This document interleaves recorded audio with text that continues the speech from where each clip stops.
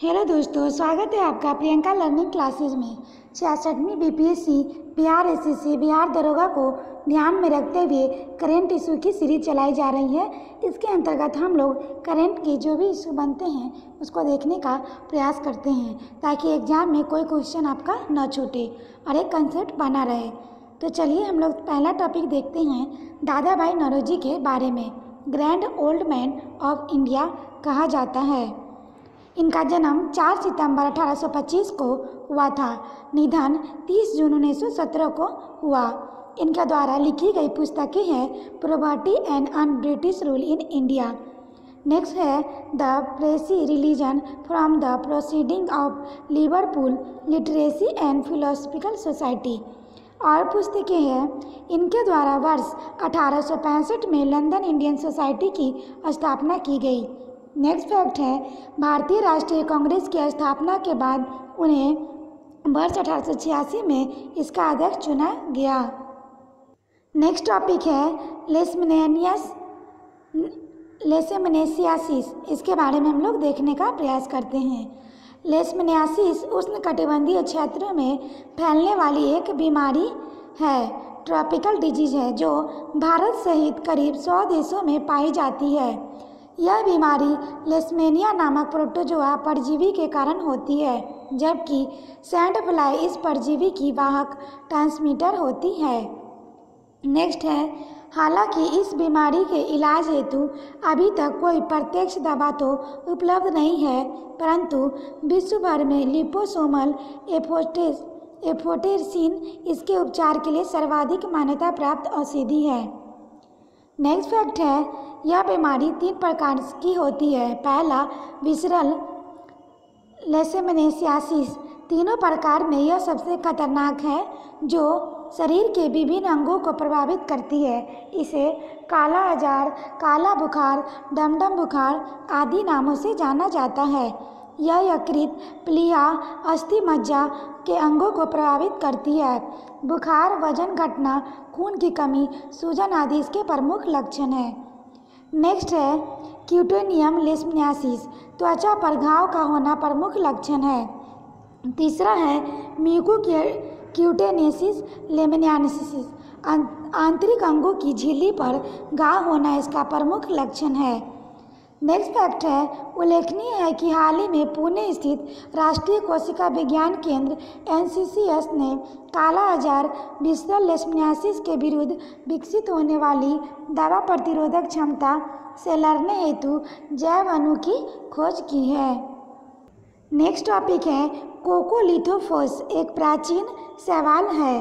कोकोलिथोफोर्स विश्व भर में महासागरों की ऊपरी परतों में पाया जाने वाला एक कोशिकीय शैवाल है, जो वर्षों से समुद्रिक पारिस्थितिक तंत्र व वैश्विक कार्बन चक्र में महत्वपूर्ण भूमिका निभा रहा है। नेक्स्ट फैक्ट है कोकोलिथोफोर्स समुद्री फाइटोप्लैंक्टन को कैल्सीफाई करते हैं, जो 40% तक खुले महासागरीय कैल्शियम कार्बोनेट का उत्पादन करने के साथ वैश्विक निवल समुद्री प्राथमिक उत्पादकता के 20% के लिए उत्तरदायी हैं। नेक्स्ट है कोकोलिथोफोर्स द्वारा उत्पादित कार्बन डाइऑक्साइड की मात्रा उसके द्वारा अवशोषित कार्बन डाइऑक्साइड से कम होती है, जो महासागरीय परिस्थिति तंत्र के लिए लाभकारी है। अतः यह एक कार्बन सिंक की तरह कार्य करता है। नेक्स्ट है कोकोलिथोफोर्स में कमी विभिन्न पर्यावरणीय कारकों जैसे सिलिकेट व कैल्शियम कार्बोनेट की सांद्रता, डायटम शैवाल में वृद्धि, प्रकाश की तीव्रता और सूक्ष्म पोषण तत्वों की सांद्रता की उपलब्धता पर निर्भर करती है। नेक्स्ट है उल्लेखनीय है कि राष्ट्रीय ध्रुवीय एवं महासागर अनुसंधान केंद्र एनसीपीओर के नेतृत्व में सूक्ष्म प्राचीन समुद्री शैवाल एक हालिया अध्ययन में पाया गया है। दक्षिण भारतीय महासागर में सागरीय कैल्शियम कार्बोनेट की सांद्रता कमी आई है। नेक्स्ट टॉपिक देखते हैं सेनकाकू द्वीप विवाद। तो ये चर्चा में क्यों है? तो जापान की स्थानीय परिषद द्वारा चीन और जापान के विवादित सेनकाकू द्वीप स्थित कुछ द्वीपों के क्षेत्रों को प्रशासनिक रूप देने के लिए एक विधेयक की मंजूरी दी गई है। ये स्थित है तो दक्षिण चीन सागर में चीन, जापान व ताइवान के बीच में स्थित है। इसकी क्षेत्रफल है लगभग 7 वर्ग किलोमीटर। मुख्य बिंदु है इस द्वीप का नाम बदलकर टोनोशिरो सेनकाकू कर दिया गया है। नेक्स्ट टॉपिक है एंटी डंपिंग शुल्क चर्चा में क्यों रहा। भारत द्वारा चीन, वियतनाम और कोरिया से कुछ विशिष्ट इस्पात उत्पादों के आयात पर एंटी डंपिंग शुल्क लगाने की घोषणा की है। अब हम लोग देखते हैं एंटी डंपिंग शुल्क क्या है। तो एंटी डंपिंग का तात्पर्य है किसी देश के निर्माता द्वारा उत्पाद तथा इसकी घरेलू कीमत से कम या उत्पादन लागत में कम कीमत पर दूसरे देश में निर्यात करना। इसका उद्देश्य है किसी देश द्वारा अपने घरेलू उद्योगों की रक्षा करना। इसकी विशेषता है उत्पाद के आयात पर $13.60 प्रति टन से लेकर $173.1 प्रति टन तक की सीमा शुल्क लगाया गया। नेक्स्ट टॉपिक है यूपी में आत्मनिर्भर उत्तर प्रदेश रोजगार अभियान का हुआ शुभारंभ। प्रधानमंत्री नरेंद्र मोदी ने उत्तर प्रदेश में वर्चुअली एक पथ प्रदर्शक योजना आत्मनिर्भर उत्तर प्रदेश रोजगार अभियान का शुभारंभ किया है। इस योजना का उद्देश्य हाल ही में अन्य राज्यों से लौटे राज्य के प्रवासी श्रमिकों के लिए रोजगार के अवसर मुहैया कराना है। एग्जाम पॉइंट से यह योजना उत्तर प्रदेश के 31 जिलों में शुरू की गई है, जिसमें लगभग 25,000 से अधिक प्रवासी कामगार हैं।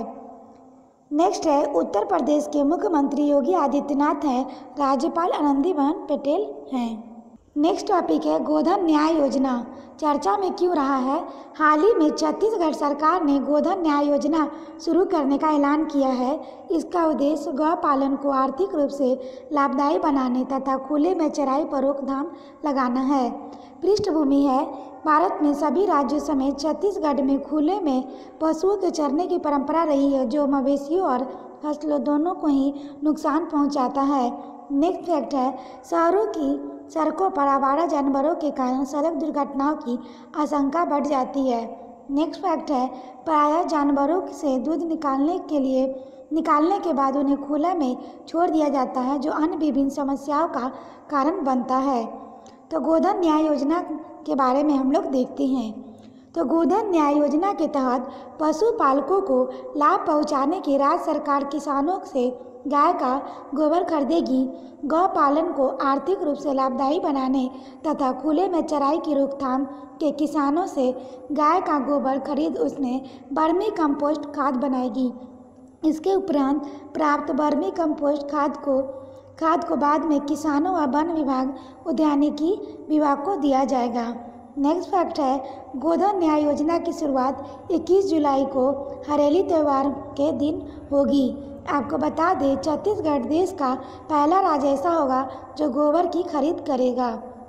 यहाँ से इम्पॉर्टेंट फैक्ट बनता है, इसे ध्यान में रखेंगे।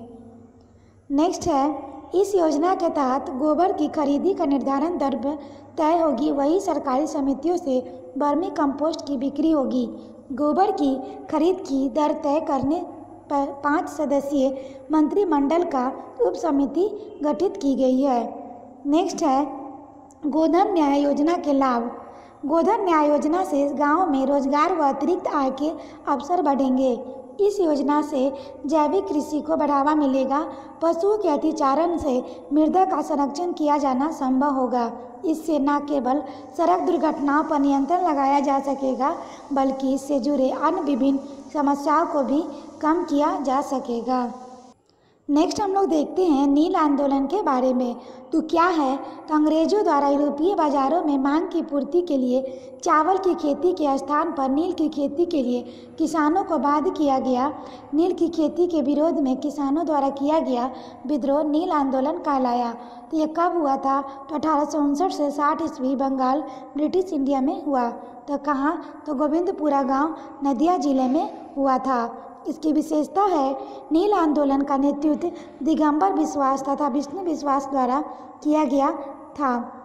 नेक्स्ट फैक्ट है आंदोलन की प्रबलता के परिणाम स्वरूप नील उत्पादकों के कारखानों को बंद करना पड़ा। नेक्स्ट फैक्ट है दीनबंधु मित्र में नील दर्पण द्वारा गरीब किसानों की दयनीय स्थिति का मार्मिक प्रस्तुतिकरण किया गया है। नेक्स्ट टॉपिक है कोयला हाइड्रो पावर प्रोजेक्ट। तो चर्चा में क्यों रहा है, तो भारत से सीमा पर तनाव एवं भारत पर आपत्तियों के बावजूद के बीच एक चीनी कंपनी पाकिस्तान और चीन के सरकारों के बीच 2.4 बिलियन अमेरिकी डॉलर की लागत से झेलम नदी पर कोयला में 1124 मेगावाट जल विद्युत परियोजना के निर्माण के लिए एक त्रिपक्षीय समझौता पर हस्ताक्षर किए गए हैं। नेक्स्ट फैक्ट है, पीओके में चीन पाकिस्तान आर्थिक गलियारे CPEC के तहत बीजिंग द्वारा 1124 मेगावाट का कोयला हाइड्रो पावर प्रोजेक्ट को स्थापित किया जा रहा है। अब हम लोग देखते हैं क्या है कोयला हाइड्रो पावर प्रोजेक्ट। तो CPEC प्रोजेक्ट के तहत कोयला हाइड्रो पावर प्रोजेक्ट को पीओके में बहने वाली झेलम नदी के ऊपर निर्माण किया जाएगा। इसका उद्देश्य पाकिस्तान को स्वच्छ एवं कम लागत वाली बिजली उपलब्ध करानी है। इसके पहले चीन ने CPEC के तहत दियामर वासा परियोजना की मंजूरी दी थी। क्या है दियामर वासा परियोजना? तो यह 2010 से पाकिस्तान पीओके के गिलगित बल्टिस्तान में सिंधु नदी पर दियामर वासा बांध बनाने की कोशिश कर रहा है, लेकिन आर्थिक तंगी के कारण यह संभव नहीं हो पा रहा था। कुछ समय पहले पाकिस्तानी सेना की कमर्शियल विंग ने इस बांध के निर्माण हेतु CPEC के तहत चीनी कंपनी चाइना पावर के साथ समझौता किया है, जिसके कारण इस परियोजना में तेजी आने की संभावना बढ़ गई है। अब हम लोग देखते हैं क्या है CPEC परियोजना। तो ये चीन पाकिस्तान इकोनॉमिक कॉरिडोर चीन की महत्वाकांक्षी परियोजना ओबोर वन बेल्ट वन रोड का हिस्सा है। इसके तहत पाकिस्तान के ग्वादर पोर्ट को बलूचिस्तान पीओके होते हुए चीन के सिंजियांग प्रांत से जोड़ा जाएगा। इस परियोजना में पाकिस्तान में बंदरगाह, सड़कों, पाइपलाइन, दर्जनों बंदरगाह तक अपनी कनेक्टिविटी मजबूत करने की कोशिश कर रहा है। फिर से हम लोग देखते हैं इस परियोजना में पाकिस्तान में बंदरगाह, सड़कों, पाइपलाइंस, दर्जनों फैक्ट्री और एयरपोर्ट जैसे अवसंरचनात्मक निर्माण शामिल है। इसके जरिए चीन अरब सागर के ग्वादर बंदरगाह तक अपनी कनेक्टिविटी मजबूत करने की कोशिश कर रहा है। ये सामरिक स्थिति अपना बढ़ाना चाह रहा था इसलिए। अब हम लोग देखते हैं क्या है ओबोर परियोजना। तो ओबोर वन बेल्ट वन रोड चीन की महत्वाकांक्षी परियोजना है, जिसे 21वीं सदी का समुद्री सिल्क रोड कहा जाता है। इसके जरिए वह प्राचीन सिल्क मार्ग को पुनः विकसित कर रहा है। इसके परियोजनाओं के जरिए चीन सड़कों, रेल, बंदरगाह, पाइपलाइनों और अन्य बुनियादी सुविधाओं के जरिए मध्य एशिया से लेकर यूरोप और फिर अफ्रीका तथा स्थलीय व समुद्री मार्ग तैयार कर रहा है। नेक्स्ट है क्यों भारत के लिए यह चिंता का सबब है। तो चीन और पाकिस्तान के द्वारा यह निर्माण कार्य पीओके में किया जा रहा है, जो भारत का अभिन्न हिस्सा है। इसके अलावा इस योजना से चीन की सेना की पहुंच पीओके तक हो गई है। अगर हम चीन द्वारा संचालित नीतियों जैसे string of pearls, BCMIM, Bangladesh, चीन, म्यांमार, भारत कॉरिडोर और CPEC को समन्वित रूप से देखें तो चीन चारों ओर से भारत को घेर लेगा, जो भारत के लिए गंभीर चिंता का विषय है। नेक्स्ट टॉपिक है पशुपालन बुनियादी ढांचा विकास फंड AHIDF। ये चर्चा में क्यों रहा? हाल ही में प्रधानमंत्री नरेंद्र मोदी की अध्यक्षता में आर्थिक मामलों की मंत्रिमंडल समिति 15,000 करोड़ रुपए की पशुपालन बुनियादी ढांचा विकास फंड AHIDF की स्थापना के लिए अपनी मंजूरी दे दी है। पृष्ठभूमि है डेयरी क्षेत्र में बुनियादी ढांचे के विकास के लिए काफ़ी समय से प्रसंस्करण और अवसंरचना विकास हेतु MSME और निजी कंपनियों की सहभागिता को प्रोत्साहित करने की आवश्यकता महसूस की जा रही थी। नेक्स्ट है पशुपालन बुनियादी ढांचा विकास फंड के बारे में। तो पशुपालन बुनियादी ढांचा विकास फंड AHIDF निजी क्षेत्र में डेयरी और मीट प्रसंस्करण के लिए इंफ्रास्ट्रक्चर और बेहतरीन बुनियादी ढांचे के विकास और पशु आहार संयंत्र की स्थापना में निवेश के अति आवश्यक प्रोत्साहन को बढ़ावा देने के लिए उचित सुविधा उपलब्ध कराएगा। नेक्स्ट फैक्ट है AHIDF योजना के तहत योग्य लाभार्थी किसान उत्पादक संगठन FPO, MSME सेक्शन 8 कंपनियां, निजी कंपनियां और निजी उद्यमी होंगे जिन्हें 10% की मार्जिन राशि का योगदान करना होगा। शेष 90% की राशि अनुसूचित बैंक द्वारा कर्ज के रूप में उपलब्ध कराया जाएगा। नेक्स्ट फैक्ट है, सरकार योग्य लाभार्थी को ब्याज पर 3% की आर्थिक सहायता मुहैया कराएगी। इसके साथ मूल कर्ज के लिए 2 वर्ष की स्थगन अवधि और कर्ज का पुनर्भुगतान अवधि 6 साल होगी। नेक्स्ट फैक्ट है, भारत सरकार 750 करोड़ के क्रेडिट गारंटी फंड की स्थापना भी करेगी जिसका प्रबंधन नाबार्ड करेगा। काफ़ी इंपॉर्टेंट फैक्ट है, ध्यान रखेंगे। क्रेडिट गारंटी उन स्वीकृति परियोजनाओं के लिए दी जाएगी जो MSME के तहत परिभाषित होगी। कर्जदार की क्रेडिट सुविधा की 25% तक गारंटी कवरेज दी जाएगी। अब हम लोग देखते हैं योजना के लाभ। तो निजी क्षेत्र के जरिए निवेश में संभावनाओं के कई रास्ते खुलेंगे। AHIDF के 15,000 करोड़ रुपए और निजी निवेशकों के लिए ब्याज में आर्थिक सहायता की योजना से इन परियोजनाओं के लिए जरूरी निवेश को पूरा करने में पूंजी की उपलब्धता सुनिश्चित होगी और इससे निवेशकों को अपना रिटर्न बढ़ाने में भी मदद मिलेगी। योग्य लाभार्थियों द्वारा प्रसंस्करण और मूल्यवर्धन इंफ्रास्ट्रक्चर में निवेश से इन प्रसंस्कृत और मूल्यवर्धित सामानों का निर्यात बढ़ाने में भी मदद मिलेगी। नेक्स्ट फैक्ट है, भारत में डेयरी उत्पादों के अंतिम मूल्य की लगभग 50 से 60% राशि किसानों के पास आती है। डेयरी बाजार का आकार और दूध की बिक्री से किसानों को होने वाली आय का इनमें निजी व सहकारी क्षेत्र के विकास से सीधा और नज़दीकी संबंध है। इसलिए AHIDF के निवेश प्रोत्साहन से न सिर्फ 7 गुना निजी निवेश का लाभ होगा बल्कि यह किसानों को भी इसमें निवेश बढ़ाने को प्रोत्साहित करेगा ताकि उनका उत्पादन बढ़ सके जिससे उनकी कमाई में भी बढ़ोतरी होगी। नेक्स्ट फैक्ट है, AHIDF के रूप में कैबिनेट द्वारा मंजूर की गई इस योजना से प्रत्यक्ष और अप्रत्यक्ष तौर पर लगभग 35 लाख लोगों की आजीविका का साधन मिल सकेगा। अब हम लोग देखते हैं हरिप्रसाद चौरसिया के बारे में। तो ये मशहूर बांसुरी वादक है। इनका जन्म 1 जुलाई 1938 को इलाहाबाद में हुआ था। इनके द्वारा लिखी गई पुस्तकें हैं breath of gold Hariprasad Chaurasia, बांसुरी स्मार्ट हरिप्रसाद चौरसिया, ये वुड विंड्स ऑफ चागेर, तो ये the authorized biography Hariprasad Chaurasia, romance of the bamboo reeds. पुरस्कार है संगीत नाटक अकादमी पुरस्कार 1983 में, पद्म भूषण 1992 में, पद्म विभूषण 2000 ईस्वी में मिला था। तो आशा करते हैं ये वीडियो आप लोग के लिए काफ़ी इम्पोर्टेंट रहा होगा। तो इससे हम लोग फिर मिलते हैं नए टॉपिक के साथ। आज के लिए इतना ही दोस्तों, थैंक यू।